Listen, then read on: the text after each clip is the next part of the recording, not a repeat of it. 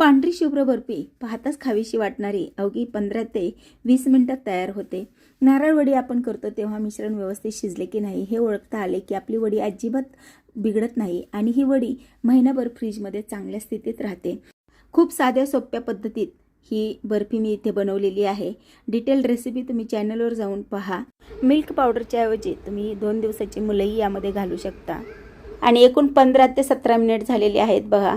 मस्तपैकी गोळा तयार झालेला आहे पॅनमध्ये आणि आता आपण हे मिश्रण आहे ते चेक करू परफेक्ट झालेलं आहे का नाही। गॅस चालूच आहे आणखी आणि इथे आता गोळा करताना माझ्या बोटांना अजिबात चिकट किंवा चिवट हे मिश्रण लागत नाही। अगदी सहज पेड्यासारखा हा गोळा तयार झालेला आहे। म्हणजेच हे परफेक्ट आपलं वडीसाठी मिश्रण तयार झालेलं आहे।